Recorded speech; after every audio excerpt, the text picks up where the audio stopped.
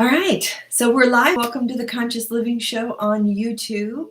We're looking forward to having some people pop in tonight. We have a fun topic for you. We're going to get our Instagram ready to go here. So we're going to go live on Instagram and our YouTube, and we're live on Instagram too. Hey, dear. Hey, we're multitasking. Ho, ho, ho. You call me ho? Absolutely. I own my ho. Here's the ho-hos. Man's best dream. Yeah. All right. Cheers. So here's the Conscious Living Show for the winter solstice. Mm-hmm. So, congratulations. We've made it to the shortest day of the year and the longest nights. Oh yeah, that's true. And Mark and I always get excited at this time of year because now the days start getting longer again, and we always look forward to the longest day of the year. Well, you have to embrace. You can't really change how long the days are. You can't? No. I keep trying. Otherwise, it gets kind of depressing. No. I mean, you go to Jamaica and it's 12 hours. So if you go in the summer, you get shorted sometimes. Oh, okay. You go in the winter, you get longer day. Okay.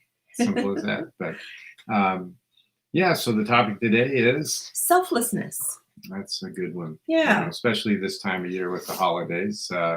We always start to feel a little bit more aware of all of the people around us and how they've helped us, and like to show our appreciation. That I like the concept too of paying it forward. Yeah. Paying it forward is a beautiful way to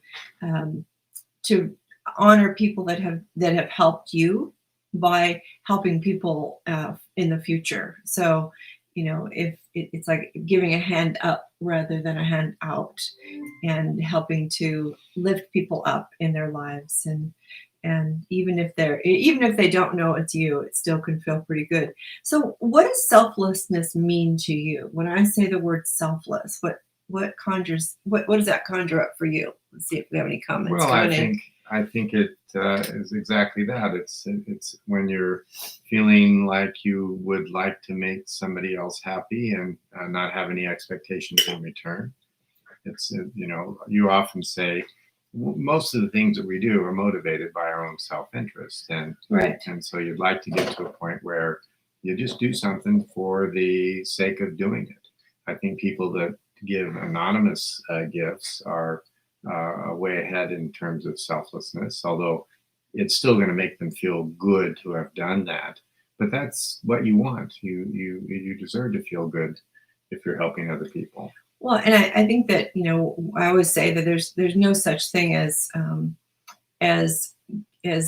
unselfish giving. There's always something that comes back to you, and we know that giving of yourself and selfless service or random acts of kindness, all kinds of ways you can put it, those things actually can lift our own spirits in ways that I don't think anything else can.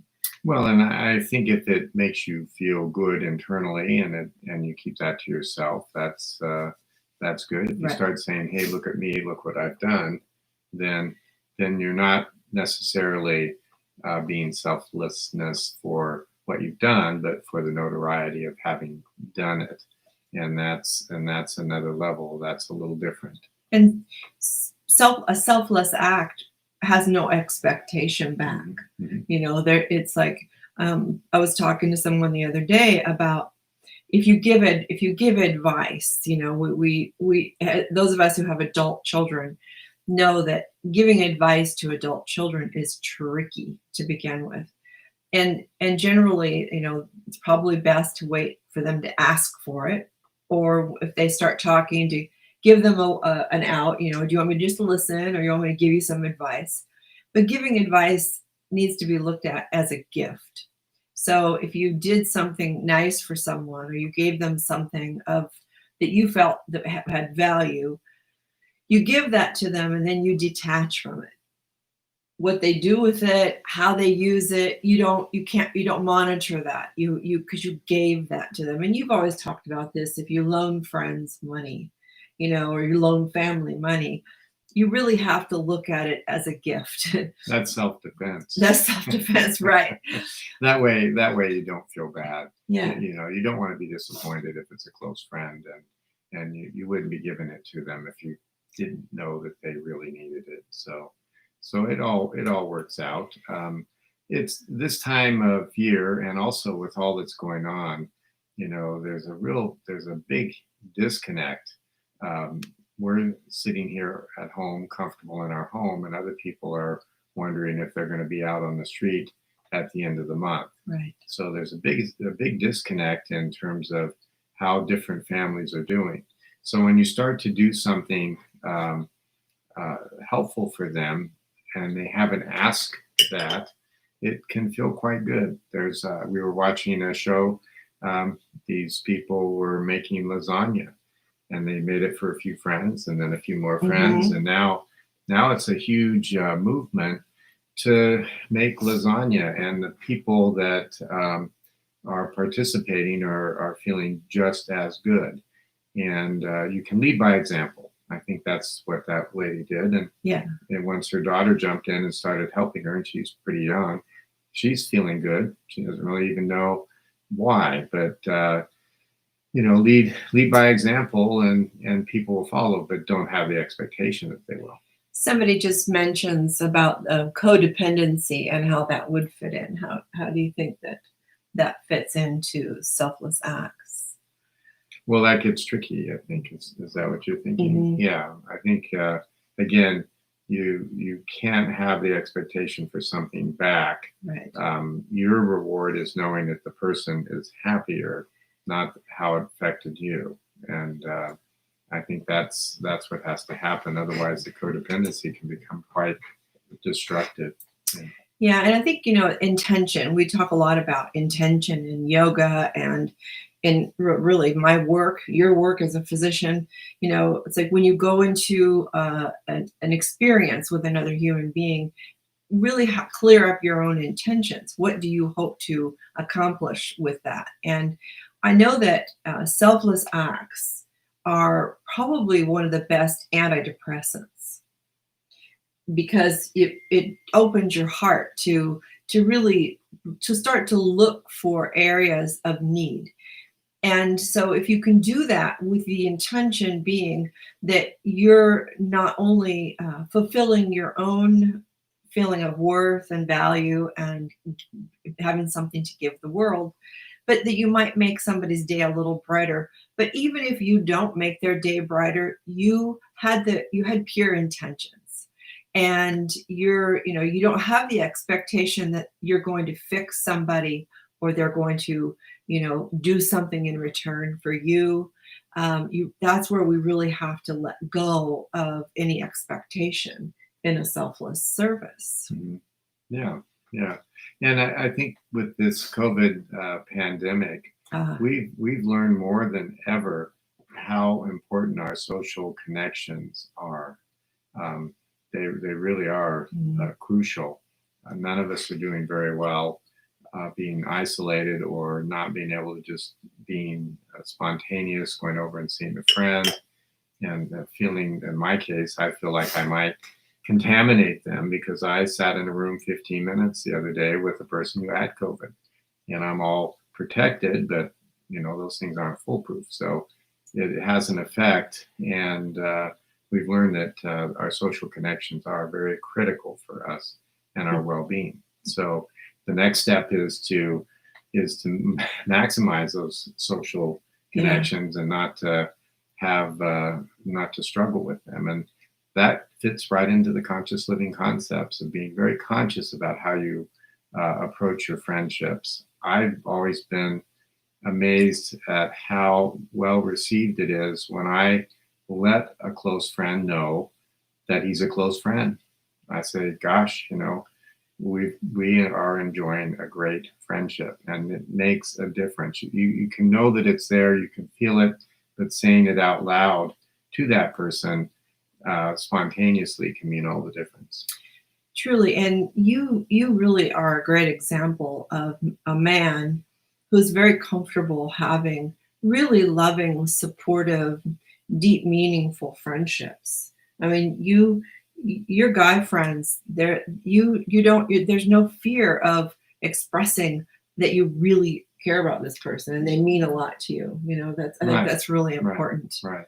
And we each have each other's backs. Definitely. And yet there isn't an expectation. Right. It's just knowing when it's needed. And they're not high maintenance. I think that's the other thing. No. Right? There's no high maintenance. So in selfless acts, how can you find that selfless part of yourself if you feel like you've lost it? Because I'm seeing right now in the world a segment of the population that seems to be more selfish and less selfless.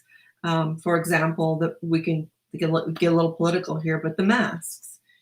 People who have politicized masks, who view it, who've taken the stance that somehow it's offending their right, right to freedom. It's like there's no.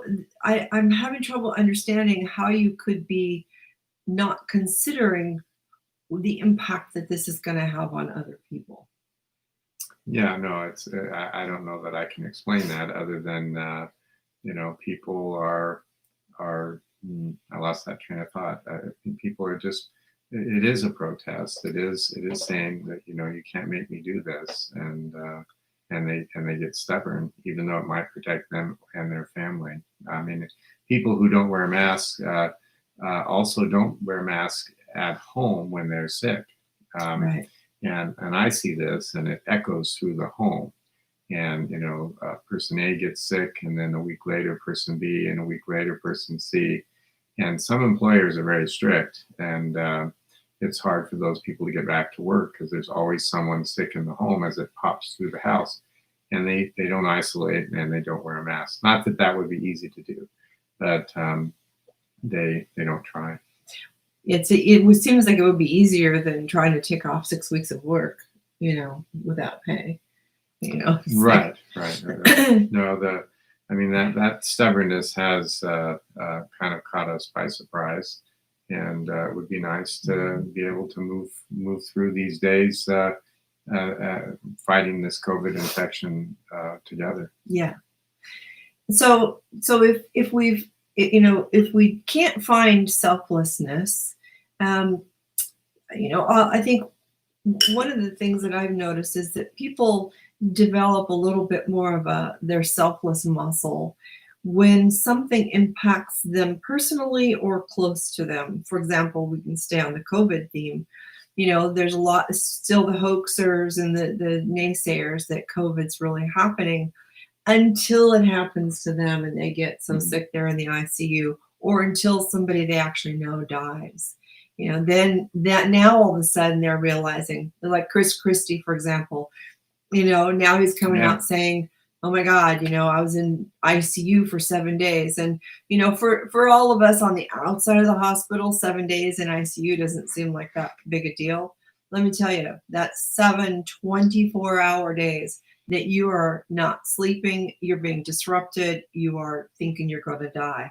That's a lot of hours and minutes to spend in ICU. And so he had a lot of time to think about his behavior. And now he's saying, it was really foolish for us not to wear masks at the White House.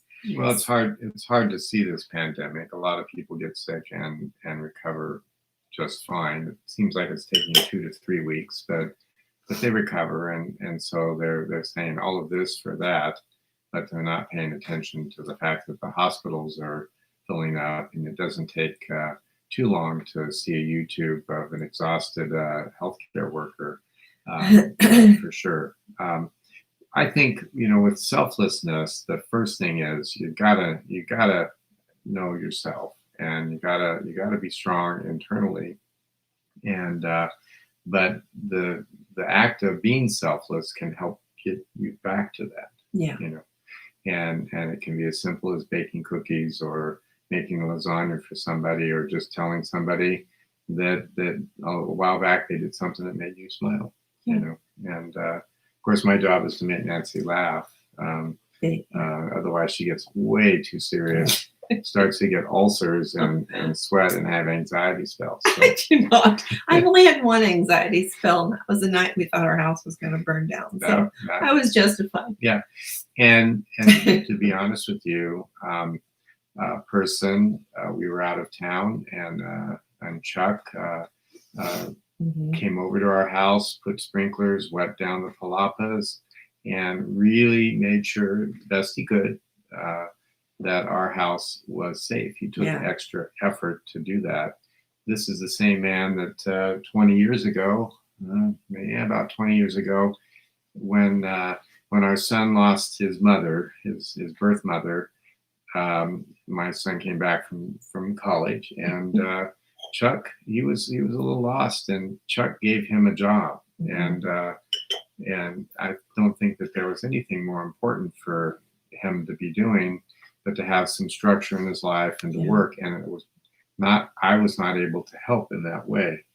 Chuck didn't hesitate, gave him a job, never forget him for that. Yeah. And truly selfless things. Yeah, he didn't skip a heartbeat on that one. And so, your friends are important to you, so you do need to be there for them, and vice versa. And that helps. But you can also just be anonymously selflessness and do something for somebody. Try it. And Makes your heart smile. I think right now, with people being more isolated and more loneliness is at an all-time high, and isolation, reaching out to any kind of group that's doing beneficial, like the woman that started making lasagnas for families, because right now we have more hungry people in the United States than we've had probably since the Depression.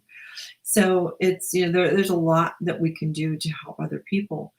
And so reach out and find a way to reconnect your human muscle to the heart, and to doing some kind of service, whether it's helping reading with a child online that's struggling with their reading, and their parents are working and exhausted. There's so many ways that we can help other people that lift our own spirits. And I do believe that getting out of your own head about what you're not getting or what you're being told you can't do, getting out of that and deciding what you can do and how you can help, really does shift your consciousness. Absolutely. Yeah. You know where I'm really selfless? Sex. Boy, I couldn't even get to the punchline. I just read your face. I was going to see how that played out. telling my partner that I'm very giving in that selflessness and that. But you are. I feel like a total hog. But, I hog all the pleasure. No, I think that's good, right? Yeah, totally selfless. It's all for you, man. For you, yeah. So it's okay if you get something back in return for what you do. That's what encourages us to do it again. And I can tell you, it's 100 times, feels 1,000 times better than being angry, mad, or mean. Yeah. That's for sure. One of the downsides to selflessness that I've seen in people who are unable to create boundaries around it is that they can become very resentful because it's easy to take advantage of somebody who's very selfless, right? Everybody asks them for donations. Everybody asks them to give something, and they're usually not very good at asking back for what they need. And oftentimes what happens is they start to become angry and resentful that people are always taking from them. They would just like to have somebody offer them something. And so if you have a friend like that who's super giving and getting a little pissed off about it, flip the switch for them. Do something nice for them without them asking, without them having a need. Look for some way that you can give to them and help remind them that it's a circle, that what they're giving out is going to come back to you. Sometimes that doesn't work out. We've said, you will be rewarded in a higher place. whatever that means. Like it may not happen right now, but at some point, life is a yin yang balance. I think if you we have Christmas holidays, and that's, part of the reason why we brought up this topic. Yeah. But I think it's a year-round concept, and look around and see what people, need, what the people that you might have a little better idea of what they need, and just spontaneously try to help them meet that need if you can, and it'll bring out the smiles. And sometimes it can be even a little kidding. My dad, for years, he had his own ideas about how we should dress and what we should do, but he always worked outside, and should have seen his face when I bought him a pair of blue jeans. He'd never had blue jeans. He didn't know what to do with them, and so they sat in the drawer for quite some time, and then they finally came out, and then he used them, and he discovered what blue jeans are about. Kind of, that's funny, yeah.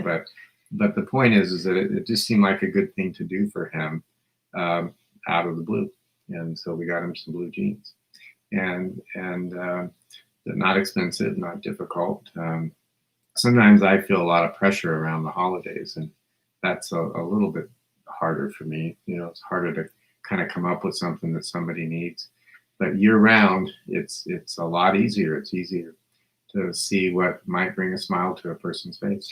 Well, you're giving year round, so we cut you a lot of slack. No. Yeah. Okay. Right. So you mentioned losing yourself. I'd like you to speak to that a little bit. Losing yourself in the selflessness. Does that fit into the resentment part, or what were you thinking when you said that? Well, I was thinking about how if you're giving, and then you're wanting and waiting for something to happen for you. So again, having any expectations back, it just doesn't work out at all for Right. Selflessness. You should have, this is a great way to work on being non-judgmental. You can give advice. Most of the time, people won't take it. A lot of times, with our family, 6 months later, they'll go, wow, you know what? That was a pretty good idea. But it wasn't right away that they would realize that was significant. So if I had if I was waiting to be happy because I gave them advice and said, oh, wasn't that a great advice? I can't depend on that for myself. Well, the whole thing about advice, and I think that we can do a whole other show about that. But a lot of people think, if I give you advice, you're asking me to tell you what to do, and you're just planning to do it. And that is a complete misunderstanding of what even a person asking for your advice Let me give you some advice about that. Yeah. So, I mean, we really cannot have any expectation that a person's going to change anything based on what we say. Yeah. That's the first rule of advice. And oftentimes, when you share your ideas with another person, if they've asked you, and then you just drop it and let it go, they can ponder it. Now you've planted a seed, perhaps, for them to think about and add to their thoughts that they're already having. And oftentimes they might just tweak their decisions a little tiny bit based on your input. It's just another perspective. There's no factual stuff. I mean, and I just said this to somebody the other day. There's no way possible for us as adults to know what's best for another adult, ever. It just isn't. So if we can pretend we know what's best, we can assume, we can project. The reality is we cannot know. We can just offer our thoughts and ideas. But if we can do it in a more general way, a thought or idea, then we can let go of whether they do anything with it or not. This is why at the end of every show, you say, "Are you an example or a warning?" And sometimes the best you can be is an example. I think selflessness is a paradoxical term, just to kind of start to summarize, because it's something that we do without the intention of having something back, and yet it does make us feel very good inside. And it's just unexplainable that way. But try it and keep going with it, not just on Christmas and special occasions, but when you see a need, when you see something that's going on, and there's a lot of need out there now, Yeah. there's a lot of people who are struggling. If you have a restaurant friend, order some carry out from them. Maybe that isn't exactly what you intended for dinner, whatever, order it and help them through their struggles. But not that way. It's not a gift. It's work, and that will make that person feel useful and helpful, and Definitely. go from there. So we have to spend our money now to help other people continue to survive. And I think that, making other people feel dependent on us or creating that codependency, that's an unhealthy version of thinking we're being selfless, thinking that trying to, sugarcoat us wanting to be needed in a package that we sell as selflessness. We have to be really careful about that, because it is nice to be appreciated. It's different to be needed. And when we set ourselves up to need to feel needed, now we want somebody else to be a little bit suppressed or a little oppressed so that they need us. And that dependency builds a whole nother cascade of emotional toxicity in relationships. So just be much more conscious about your own intention when you want to do a selfless act. If you want to give something, a week or so ago, we were out of town and we had packages delivered to our front porch, and somebody came up on our front porch and stole our packages. We had a pirate. At night. We had a porch pirate. And I found out later, based on our neighbor who also had a camera out front, that he rifled through everything, found 2 things that fit him, and went off with clothing. And my first response was I felt very violated. I was pissed that somebody stole stuff from us as Christmas gifts for people. It's like, you go to that entitled thing. Then when I found out that he changed his clothes and he put these clothes on and left after rifling through everything, I thought, if he'd have just, of course I wasn't home, but if he'd have just knocked on the door and said, I'm cold and I need warm clothes, I would have just given him some clothes. So I think we have to be careful that, when we're stealing, that perhaps we should ask first. Well, And see, and allow people to give. In India they say take help. So, but that's also harder to interpret when somebody's asking. If we're talking about selflessness, mm-hmm. but I think where this helped you is that it helped you interpret your feelings, having to deal with it first, feeling violated, Right. and then turning it into, well, if he needed it more than I did because it was my gifts, Yeah. then that's okay. I don't know that we feel good that he came up on our patio and our porch and took it. But you somehow have to. You can't carry that burden. It's just not worth it. Forgive, justify, move on, Mm-hmm. and that's a whole nother bigger topic for us. Is why people are falling out of what we would consider normal life with a home and a family and such, and find themselves homeless. But assuming that that's it, maybe he just needed some Christmas presents or something. Yeah, maybe. Who knows? but he did wear the clothing. But those kinds of things. So maybe in the next week, ponder your selflessness, and when you feel like you're being asked to do more than you're comfortable doing, where are your boundaries? What does a selfless act feel like to you? And when you are moved to be selfless and help others, even anonymously, what does that do for you? What does that do for your spirit, for your feeling of isolation or loneliness? And I think a lot of people who are out of work start to feel like they have no value. So perhaps those type of things can help restore your confidence that of course you have value and you're needed in this world and you're here for a reason, and to find some way, shape, or form to uh, to to really draw that in and let it lift your own heart. And when our own heart's lifted, guess what? We have more to give. Yeah, You know? absolutely, absolutely. And I think as we get ready to close, with the COVID-19, of course, I'm invested in this, but the hospitals are overflowing. The doctors and nurses are working overtime, and they're also under a tremendous emotional pressure Mm, with what they're facing on a day-to-day basis. They're there because they're called to service. yes.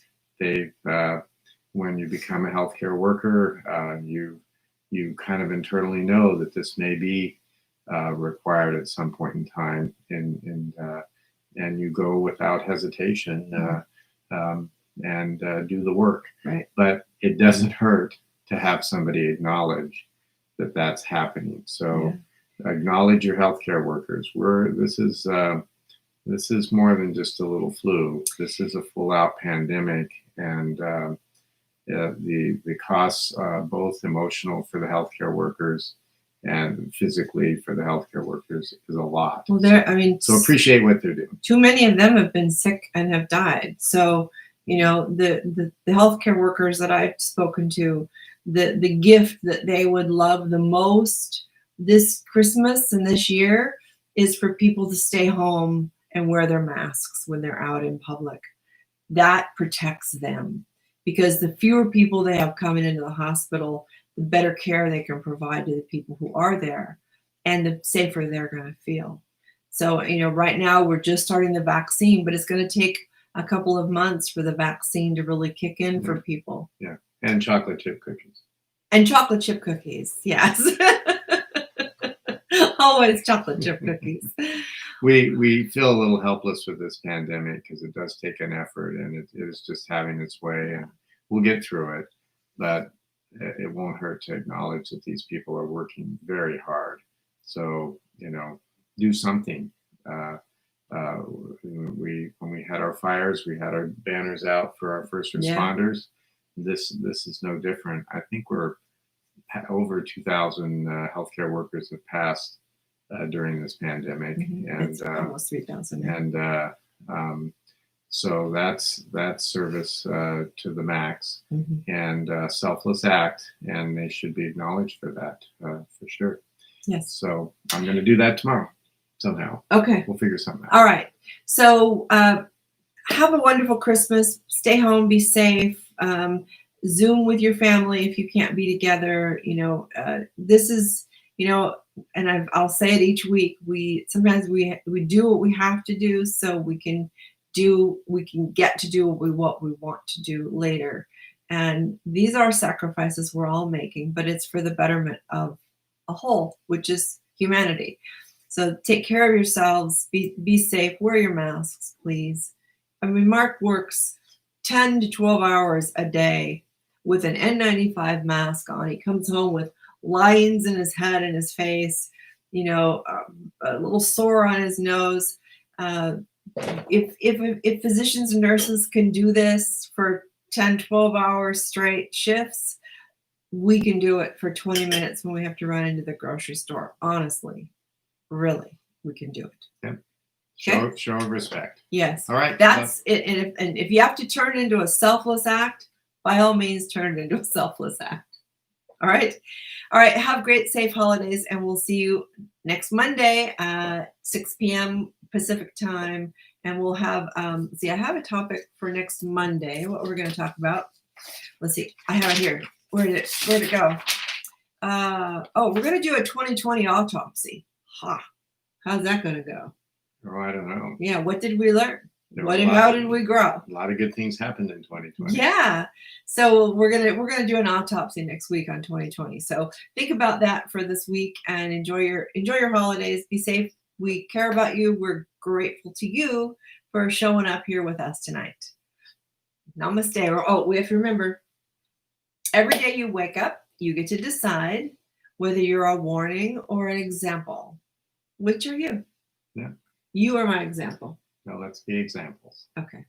I know sometimes I'm a warning, but we'll talk about that another one. All right. All right. Take care. We'll see you next time. All right. Take care. Bye. Love you much. Bye-bye. And okay. All right. Thanks, Jean, for popping in. It was great to see you. And whoever else is here, if you haven't popped in, thank you. And see, we're going to share. Okay. And we'll see you next week. Bye. It's hard to, it's so hard.